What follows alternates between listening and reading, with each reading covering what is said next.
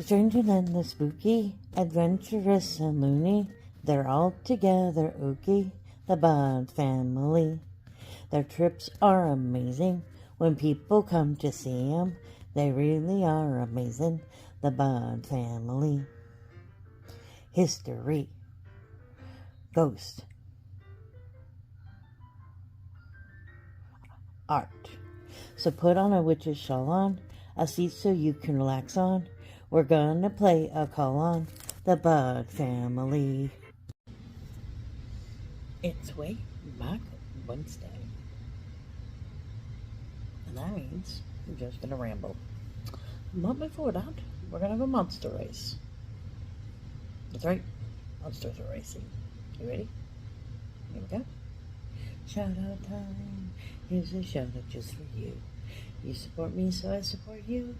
This shout out is for our friends. Let's see who it is today.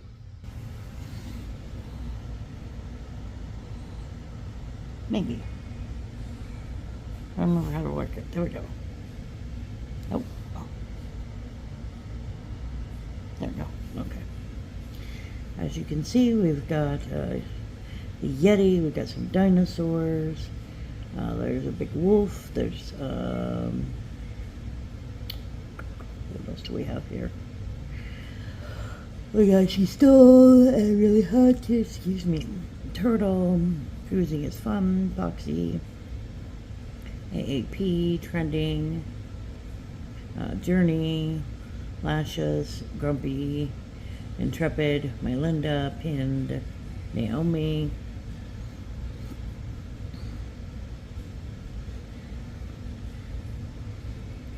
Spirit, Cheap, excuse me, Cruising, DM, Kaz, Logan's, Reef, VS, there's the canines. Oh, canines are going to win, aren't they? Oh, you just stole that race there, canines. Alright, this is our friends, our redneck boys. Wolf and Hound, otherwise known as the Canines. They are father and son paranormal team. This channel is not limited to paranormal only.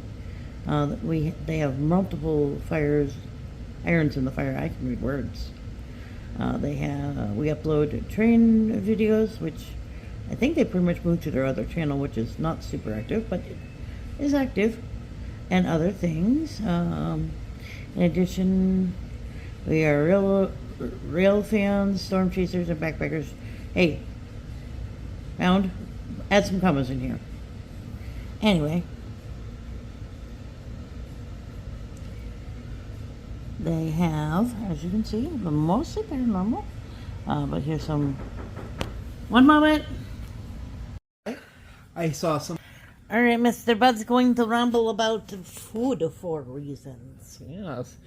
Well, for most people, when you think about the military, you go, what is the most important thing that they're carrying? A gun?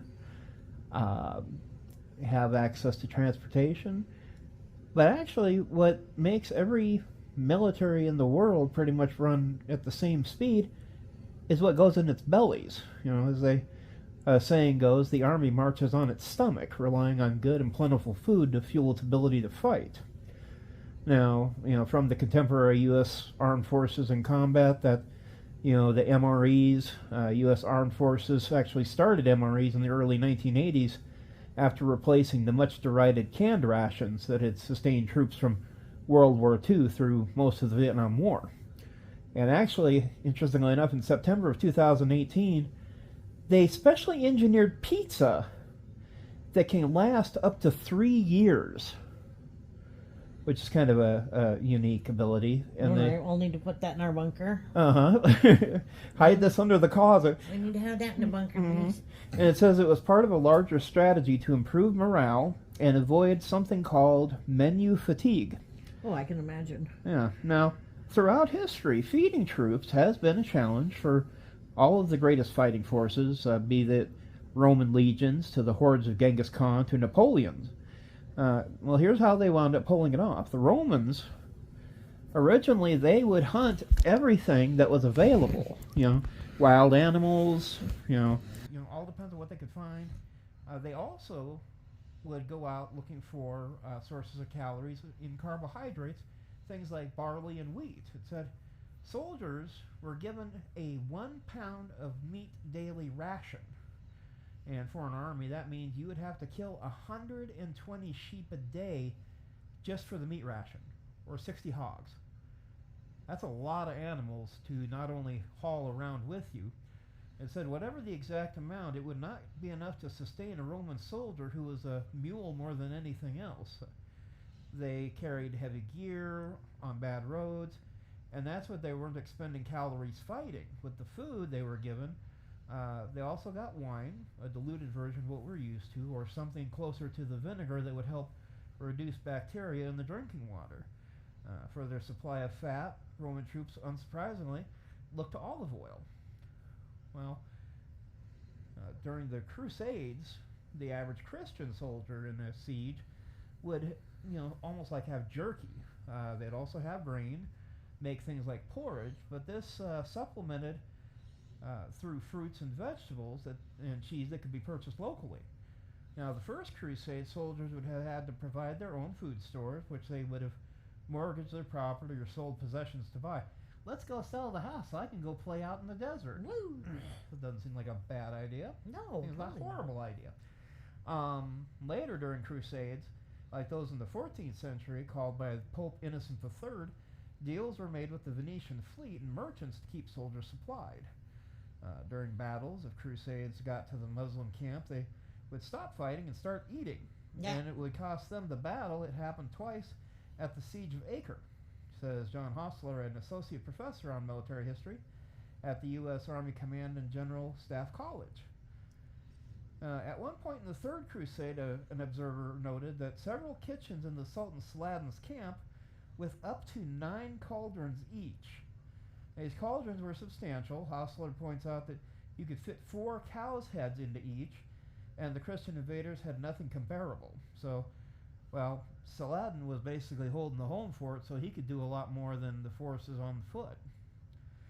Now, Genghis Khan, here was the guy that had probably the largest empire in history through that area.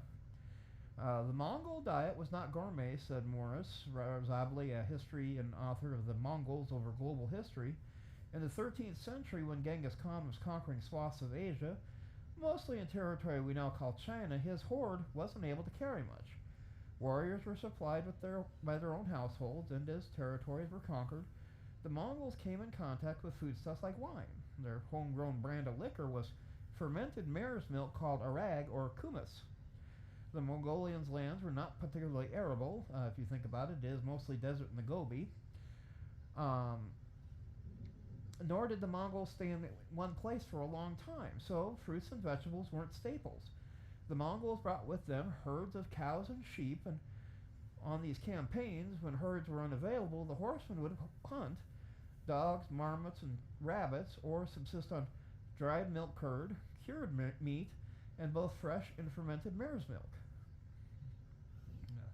For that particular neck of the woods, you also had the Ottoman Empire.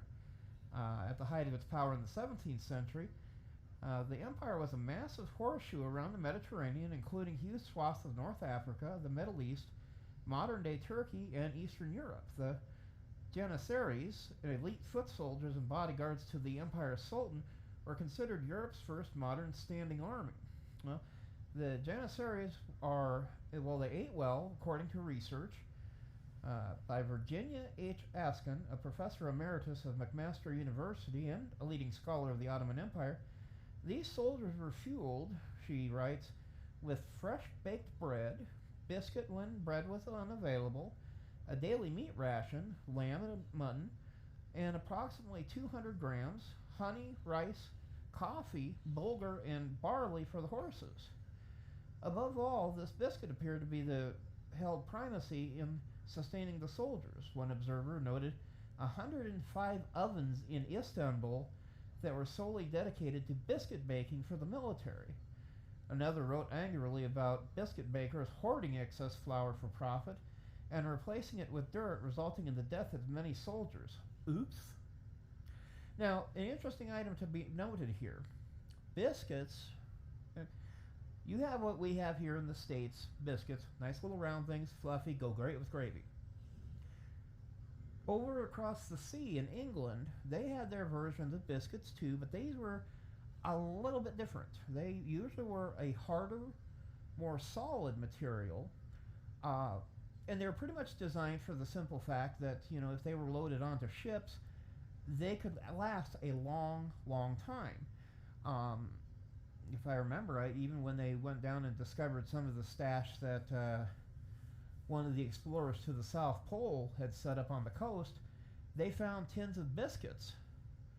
And surprisingly enough, they hadn't shown any sign of age. They were, you could probably break a window with one. They were that solid, but I'm not sure why you would want to eat one. Munch. But, of course, back then, if you think about it, England also had one of the largest empires at that time, so they had to have something as a foodstuff to store on ships when certain supplies were not available. So, now, Continental troops in the American Revolution, their turn with George Washington, along with quartermasters and commissary general, had major problems feeding the Continental Army. Congress lacked the taxing authority, thereby lacked the funds to purchase supplies, and it was a problem compounded by transportation and other supply issues. The result, according to Joseph Glathar, a professor of history at the University of North Carolina, Chapel Hill, was that soldiers would often go days without a ration. You'd get a little flour and maybe some meat, and often the meat was, pretty bad. Well, in 1775, Congress determined that a uniform ration would include 1 pound of beef, or 3/4 of a pound of pork, or 1 pound of salted fish, 1 pound of flour or bread per day, 3 pounds of peas or beans per week, 1 pint of milk per day, 1 pint of rice per week, 1 quart of spruce beer or cider per day, and a little molasses. Okay, if you were a farmer and you found out what they were giving to the Continental Army, I think I'd sign up. That's a lot of food. That's a decent amount. Yeah. Now later, vinegar was added, and because the army leaders were rarely able to deliver, soldiers would beg from civilians and supplement whatever animals they could find. Congress pressured Washington to seize food, paid for with low-value paper currency, effectively an IOU, but General Washington worried the practice would alienate the colonies. What? No. Now, Napoleon's army, meanwhile, spent most of their time desperately hungry, sadly, says Charles Istidel, professor of history at the University of Liverpool. When all was going to plan, French rations include 24 ounces of bread, a half pound of meat, an ounce of rice, or, come on now, an ounce of dried beans, or peas or lentils, a quart of wine, a pint of brandy, and a half gill of vinegar. Now, French measurements were slightly different, so these amounts were approximate. When the bread was unavailable, rough little doughboys would be made from flour, salt, or water, baked in the fire, or mixed with stew. Again, another version of the those happy little bread things that we talked about, hardtack. Yeah. Almost the identical. Now, what helped sustain French troops was that European agriculture had switched towards things like potatoes and corn, which one can eat almost right out of the ground. French loaves came in long sticks, baguettes, said Isabel. The French soldiers could carry their bread in the legs of their trousers. Eve. That's one place to put it. Yeah. Now, the Civil War, you had two varieties. You had your Unions and you had your Confederates. Now, the Union Army had a standard ration, roughly 3/4 of a pound of meat, a pound of flour or cornmeal, some kind of vegetable, and vinegar and molasses. If you received the standard ration, it would be substantial, said Glathar. Over the time, though, this did not become practical. They began issuing hardtack biscuits called salt cakes, as well as salted meat and dehydrated vegetables. These were made with flour and water and then dried so they'd last longer. During campaigns, especially as the Union soldiers moved south, seasonal fruits and vegetables like apples and sweet potatoes could be pillaged from orchards and farms. Additionally, soldiers would receive care packages from home, and the Union postal system was fairly reliable during the war. As for water, both Union and Confederate armies relied on lakes and streams. Now, I do remember reading the Confederates ran into a couple problems when it came to the war. Um, I mean, obviously, first of all, they were starting to lose territory pretty rapidly. Uh, some farmers were not too keen on supplying the Confederates. They might have fields of corn, and unless a Confederate decided, well, we're going to just run in here and steal some of it, they could do that. Another problem that they ran into was that when the Union started destroying the railroad systems through the South, it cut off a lot of their accessibility to farms, fields, and stockpiles. And so all of a sudden, whereas the South might have supplies, they just couldn't get to their soldiers. I remember towards the end of the war, Lee's own men had to, for the files of groatiness, were actually picking corn kernels out of cow droppings to try to survive. So needless to say, it pretty much came to the point that Lee couldn't keep an army fed or operational there towards the end. Now, World War II came along. We're thinking 1941 up through 1945, the U.S. troops were given two types of rations during World War II. The C ration for combat troops and the K ration, which was less bulky and initially developed for airborne regiments and messengers. A version of the C ration had 6 containers in one crate, and what's in a C crate is going to vary, said Glathner. You're going to have a main course, like franks and beans, some cigarettes, some canned fruit, some chewing gum, chocolate bars, some instant coffee, some toilet paper. Then there's some processed cheese and some biscuits, but really they're crackers. And you also get a matchbook. Now, rations were designed to provide 3 meals, and approximately 3,600 calories each, were almost universally unpopular. What? The soldiers would get powder drinks like lemonade and bouillon, and eventually sweetened cocoa. K rations would have 3 meals, a breakfast, lunch, and dinner with 4 ounces of meat and or eggs, cheese spread, biscuits, candy, gum, salt tablets, yummy, I'll take that one. and a sugary drink. There were also, again, cigarettes, a wooden spoon, and toilet paper. Now, from 1958 to 1981, U.S. rations known as the Meal Combat Individual, or MCI, were eventually replaced with Meal Ready-to-Eats. In Vietnam, these were distributed to combat soldiers in a cardboard box, which contained 1,200 calories through a can of meat, like ham and lima beans or turkey loaf, a can of bread, which could be crackers or hardtack or cookies, and a can of dessert like applesauce, sliced peaches, or pound cake. Now, a full ration could be bulky, so troops often disassembled it, taking what they needed on patrol by placing the cans into socks that they could tie to their packs. In the book Vietnam, an Epic Tragedy, Max Hastings explains how meals were cooked by punching holes in a ration tin and using C4 explosive to heat it. Oh, crap. That sounds a little spicy. Yeah, especially if it stays in one piece. Makes you think of the mask that we watched the other night. Yeah. Boom. Hastings also writes that the pills that troops consumed daily, including malaria tablets, salt pills that could be sucked on, as well as Lotomil tablets, taken 4 times a day to control diarrhea brought on by the Hazelone troops, used to purify their water. Well done. But the thing that I was having kind of a fun time with, there were a couple places that I saw, they had a listing of all the different types of meals that they tried to put together.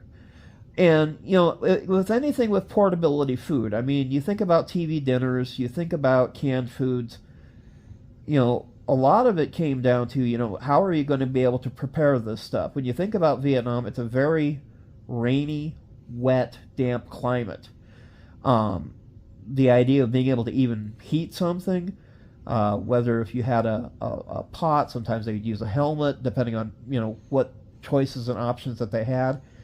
Some of the nicknames they came up with some of their stuff, obviously, some of them carried over to this day, like shit on a shingle. But what eventually wound up happening was that about 1980, 81, they started coming up with an idea to basically phase out the canned foods. And don't get me wrong, some of the places still will have, they have little cans that basically sterno, and they can cook food inside the can and, pop the top, get a spoon, and you got a meal. Now, granted, it don't make it taste any better, but, Chef Boyardee, come on, it's good stuff. Well, the MREs, I've actually cracked open a couple of MREs, and they're kind of ingenious because you have everything in basically waterproof, watertight containers. Whether you are looking for a slice of cake, whether you're looking for turkey with gravy, whether you're looking for, some candy, or a chocolate bar, they came up with really creative ways of making these things work. And again, some of it, it's traditions that carried on through our military into, now the public sector. A lot of the food that we find on shelves, it has shelf life that a lot of people would have no idea that, like we were talking, a pizza that can last 3 years. Most of the times we'll look at a pizza off the shelf, and it might only be good for, at the most 3 months. I've seen some stuff that have gone to 6, but now in this day and age where everybody's looking at, the apocalypse, we want to take and have a defense bunker. Something that can last 3 years, that stands a pretty good chance of keeping people alive during disasters. So, but this was kind of a fun little thing that I saw regarding the military. And, it wasn't just the military, because you also had the explorers. They had to pack out stuff. Sometimes they would take and go through, like I was saying, cornfields. You'd find extra places to get meals. I think it would be absolutely hilarious if all of a sudden the Roman Empire, we had a herd of sheep out here. What happened to all our sheep? Well, you see that big pot over there? We're feeding the Roman Emperor. Oh, well, great, I don't think they got reimbursed for it either. But What? You don't think they got reimbursed? No, I think probably when the Romans went through, they probably just said, thank you for your donation, by force. But this has been Joe for the Bud Files. If you guys have any further ideas or want to throw a comment, but by all means, go ahead. You folks have a good evening. Bye-bye. Oh, I have to look and see.